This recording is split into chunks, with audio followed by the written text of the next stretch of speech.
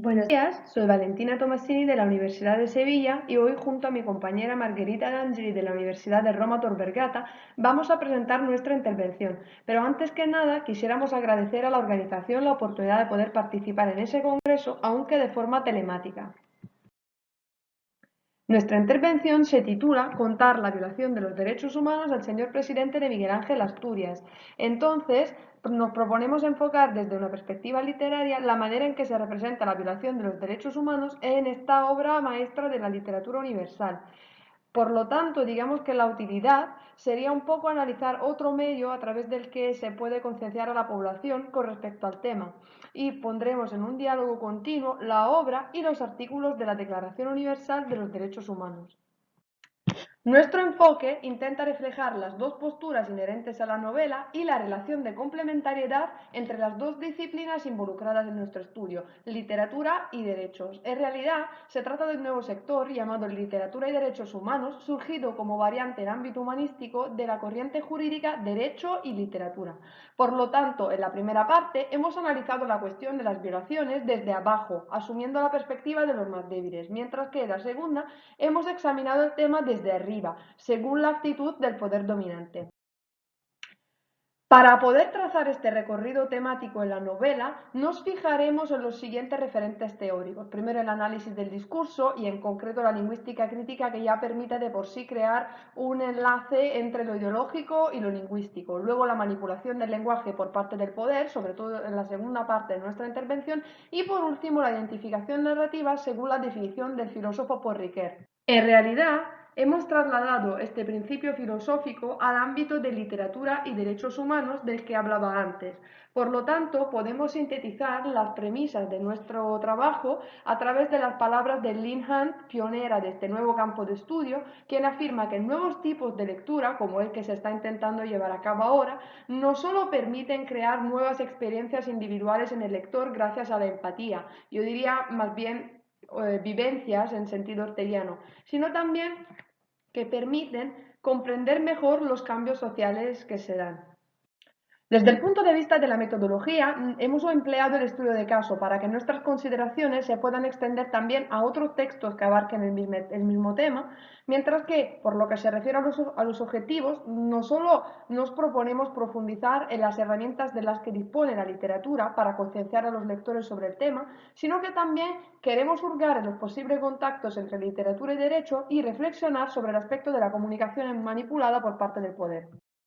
En este primer apartado, contar la violación de los derechos humanos desde abajo, hemos individuado tres categorías: los pordioseros, las mujeres y los indios, que sufren violaciones de derechos humanos.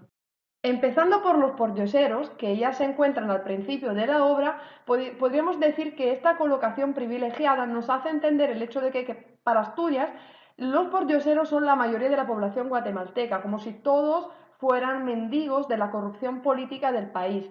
Desde el punto de vista lingüístico, leyendo esta cita, se entiende muy bien que el proceso de impersonalización consiguiente a la negación de los derechos humanos se ha llevado a cabo multiplicando el uso de formas no personales de los verbos, gerundios e infinitivos, sobre todo. Desde el punto de vista semántico, en cambio, se han escogido verbos y animales, verbos y adjetivos que evocan el mundo animal. Pero no solo eso, porque la falta del derecho a un nivel de vida adecuado y a la propiedad privada, según los artículos 25 y 17, en realidad sobresalen en el uso de la ironía, porque de hecho el autor llama riquezas a la basura y los desechos que rodean la alcoba de estos pobres.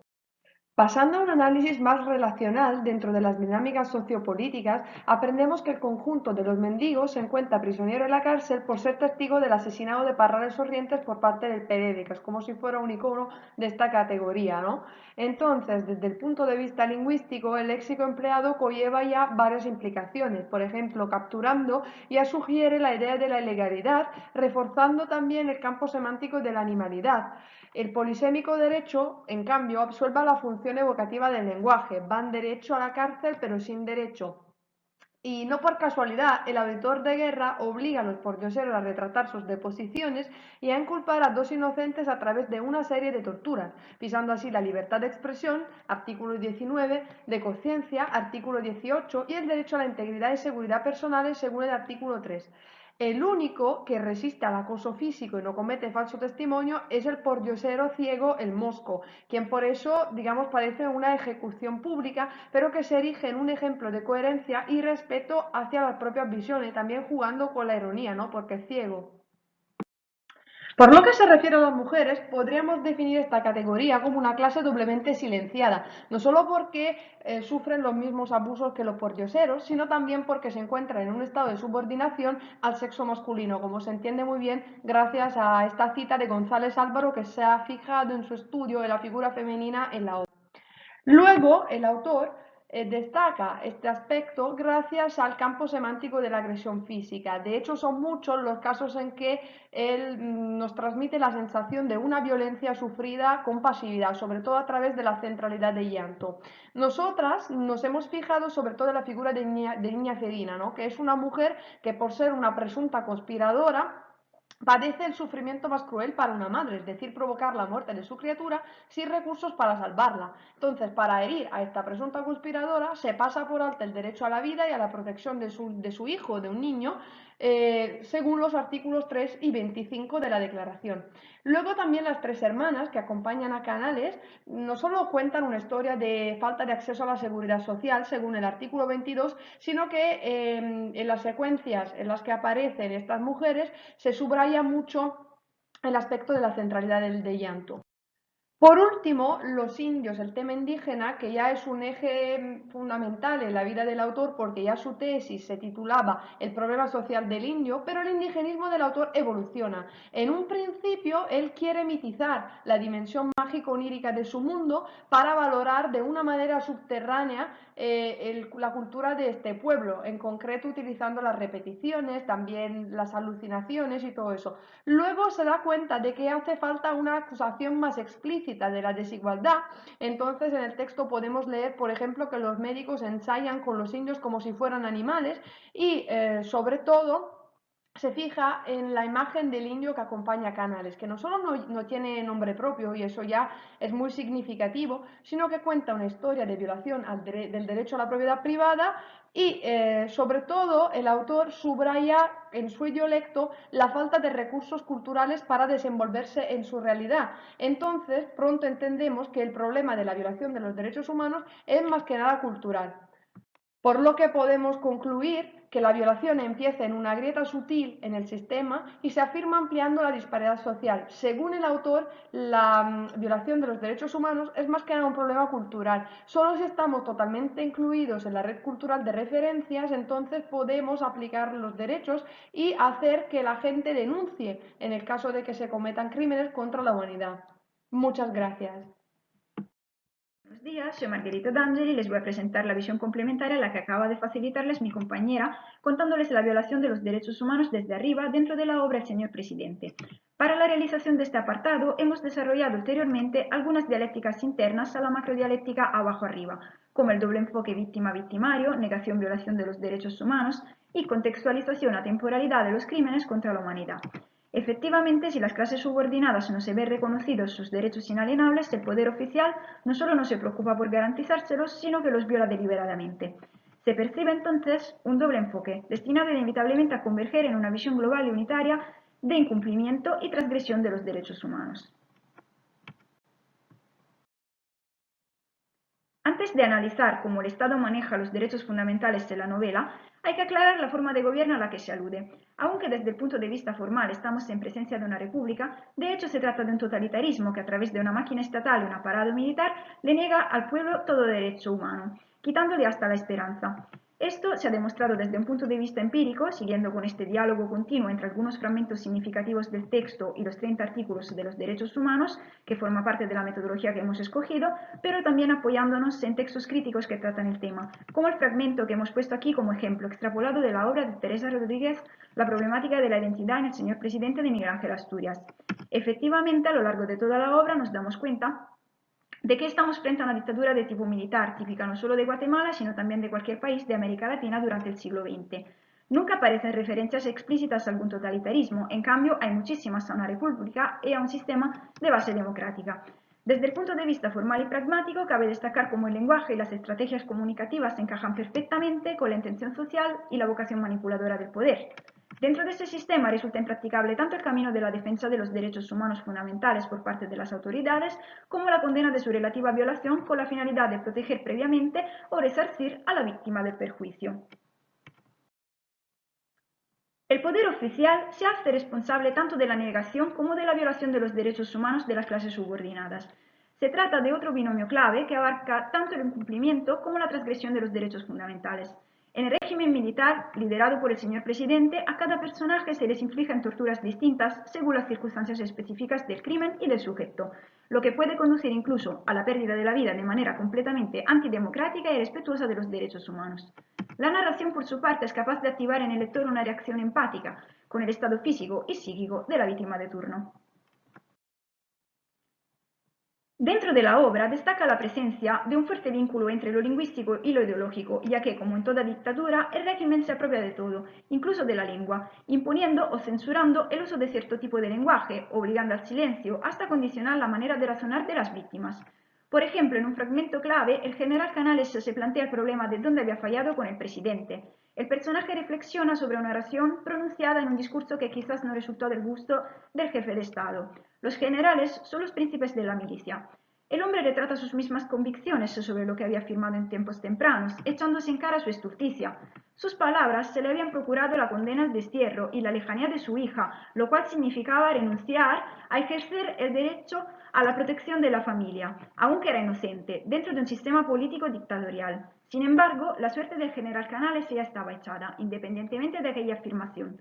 Como le señala Miguel Cara de Ángel, no se pregunte, general, si es culpable o inocente, pregúntese si cuenta o no con el favor del amo, que un inocente a mal con el gobierno es peor que si fuera culpable, anulando cualquier esfuerzo de defender el derecho a la presunción de inocencia o una pena justa.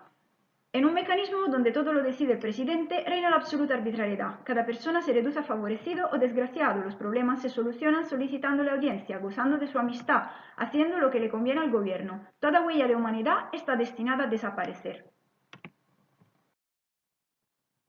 Analicemos ahora el derecho a la verdad, concebido en primer lugar de manera puramente judicial, luego en función más intuitivamente jurídica, hasta rozar lo literario puro o casi. El problema del derecho a la verdad stricto sensu aflige al licenciado Carvajal. Aparentemente, él ejerce su derecho a la justicia y a tener un proceso, pero efectivamente ya está condenado, aunque desde el punto de vista formal se proceda en el respeto de los términos legales del Código Militar, tanto en el papeleo como en el ceremonial. La mujer de Carvajal intenta ir a ver al presidente, pero le resulta imposible interceder por su marido, que acaba con ser fusilado. A través de dos anónimos ella obtiene al menos un poco de consuelo y algunas aclaraciones sobre la muerte del hombre, satisfaciendo su derecho a la verdad sobre los hechos, gracias al testimonio detallado de quien estuvo presente. Retomemos ahora en consideración el caso de la muerte del Mosco, analizándolo esta vez desde otra perspectiva. El auditor de guerra reclama una verdad alterada, ya que creer al pordiosero testigo Mosco implicaría considerar responsable o irresponsable, mientras que su objetivo coincide con la eliminación de dos enemigos del régimen. En este caso, la autoridad no solo no logra esclarecer la real dinámica de los hechos, sino también se hace responsable de la muerte del Mosco. En último lugar, es interesante ver otra interpretación del derecho a la verdad, muy literaria, con matices trágicos, pero con bases jurídicas verosímiles que lo justifican. Camila busca información sobre su marido, que ha ido a Nueva York por orden del presidente. A la mujer se le impide conocer lo que le ha pasado a Miguel porque el líder no la recibe. De acuerdo con el realismo mágico, ella consulta hasta espiritistas y a una medium, pero ni lo sobrenatural le puede dar respuestas. Así que Camila da por muerta a su marido y se va de la ciudad al campo con su hijo, el pequeño Miguel. Cuando le llega la noticia falsa de que Camila se había convertido en la amante del presidente por vengarse de su marido que la abandonó, frente a una verdad, entre comillas, tan amarga, el hombre se deja morir. Su derecho a la verdad no es simplemente quebrado, sino alterado, manipulado por el régimen que plasma las mentes según las modalidades y los objetivos que se propone arbitrariamente, pisando esperanzas y derechos humanos. Para concluir nuestra ponencia, vamos a explicar brevemente el sentido de nuestro estudio. En este trabajo se ha examinado la novela El señor presidente a la luz de la coexistencia de varias dialécticas internas, mujeres-hombres, indios ladinos, desgraciados favorecidos, Todas ellas convergen en un mismo sistema visto desde abajo y desde arriba, aprovechando la categorización víctima-victimario, dentro de un diálogo más amplio entre literatura y derechos humanos, con efectos visibles también desde el punto de vista lingüístico e interpretativo. Efectivamente, los pordioseros, las mujeres, los indios, los opositores y los presos políticos, a pesar de la heterogeneidad de sus condiciones, comparten la desdichada suerte de la pasividad, resignación, impotencia frente a las injusticias que la autoridad perpetra contra ellos. El lector activo al que se dirige Miguel Ángel Asturias desempeña un papel fundamental. A través del proceso de identificación narrativa, vive empáticamente los castigos que los personajes víctimas sufren y rechaza la brutalidad del poder oficial. Asimismo, a través de este estudio, se ha intentado ofrecer toda una serie de sugerencias para fomentar una nueva lectura de esta obra, fechada en 1946 y que hoy en día sigue resultando actual y vigente: la negación-violación de los derechos humanos dentro de un totalitarismo sin tiempo ni espacio disfrazado de república. La verdadera revolución, según el propio autor, no es ni activa ni violenta, sino que se hace a través de la imaginación y del lenguaje, y más en general de la cultura y de la educación. La obra de Miguel Ángel Asturias se constituye en un arma con la que dar voz a las injusticias y posiblemente combatirlas. Estas son las referencias a las citas que aparecen en nuestra presentación de hoy. Aquí pueden encontrar nuestros contactos si quieren consultarnos por cualquier duda y curiosidad. Les damos las gracias por su atención y les saludamos cordialmente.